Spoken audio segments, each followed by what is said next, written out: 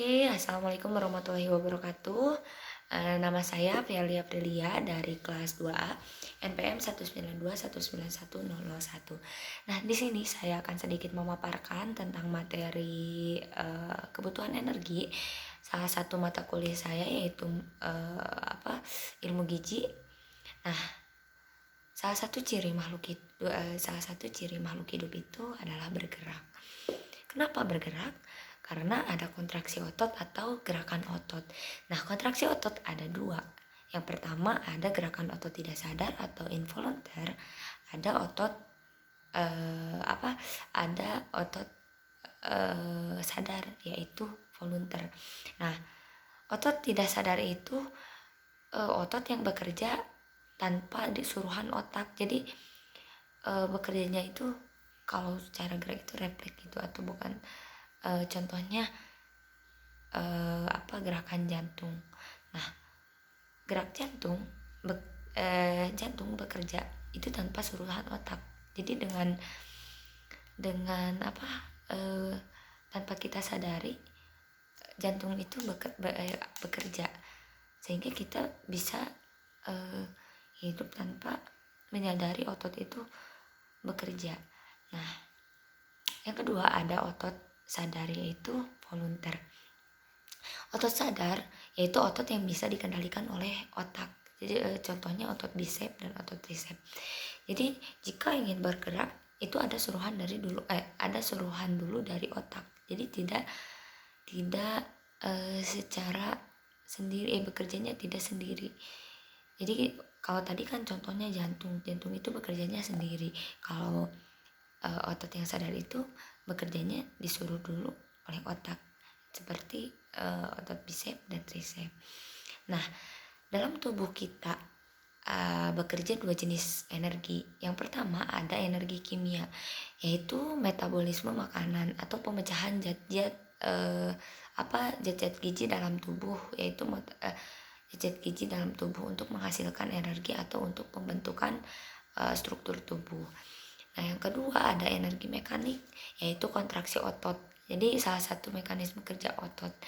Nah, energi dari makanan yang dikonsumsi merupakan penyebab timbulnya kontraksi otot. Jadi energi kimia dan energi mekanik itu sangat berhubungan.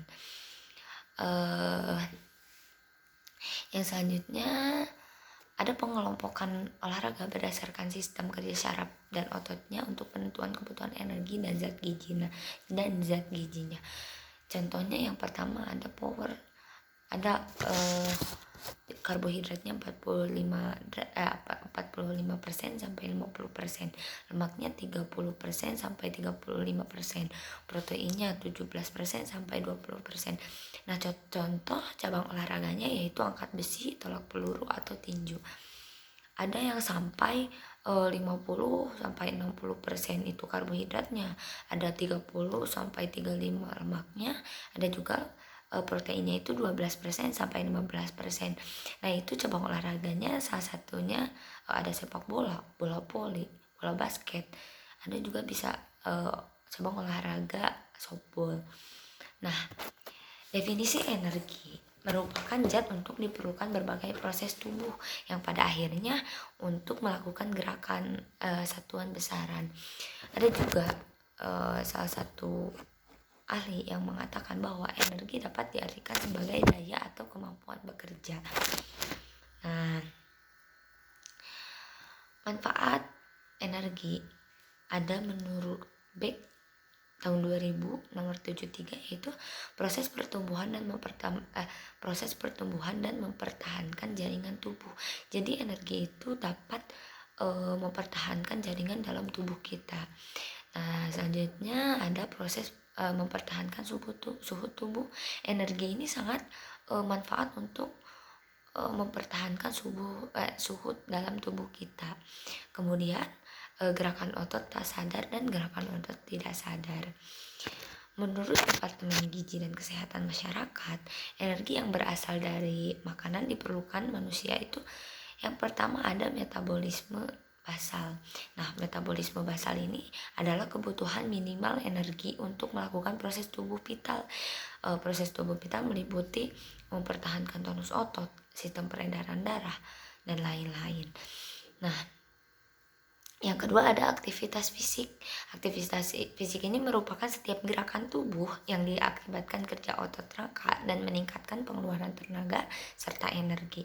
Nah, pasti jadi dalam aktivitas ini memerlukan energi yang stabil atau yang sangat banyak. Gimana gerakan yang kita lakukan? Ada sistem energi. Sistem energi ini ada anaerobik, ada juga aerobik. Nah, sistem energi anaerobik ini atau anaerobik alaktit ini, jadi sistem ini menyediakan energi siap pakai yang diperlukan untuk permulaan aktivitas fisik dengan intensitasnya yang tinggi. Jadi sumber energi ini diperoleh dari pemecahan simpanan ATP dan PC yang tersedia di dalam otot. Pada aktivitas maksimum, sistem ini hanya dapat dipertahankan 6-8 detik. Jadi karena simpanan ATP dan PC ini sangat sedikit atau short durationnya, pendek durasinya. Nah, sistem energi anaerobik laktit atau lactic acid system. Nah, apabila aktivitas fisik terus berlanjut, sedangkan penyediaan energi dari sistem anaerobik laktit ini sudah tidak mencukupi lagi, maka energi akan disediakan dengan cara mengurangi glikogen otot dan glukosa darah melalui jalur glikosis anaerobik, jadi tanpa bantuan oksigen. Nah, selanjutnya sistem energi aerobik. Jadi untuk aktivitas dengan intensitas rendah atau low intensity yang dilakukan dalam waktu lama atau lebih dari 2 menit atau long duration.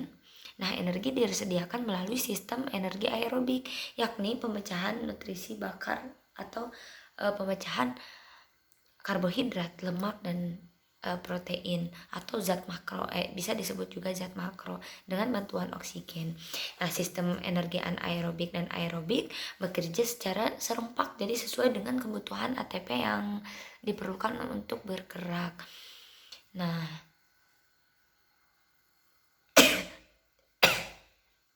mohon maaf. Nah, anaerobik jadi bisa dikatakan high intensity tapi short duration. Jadi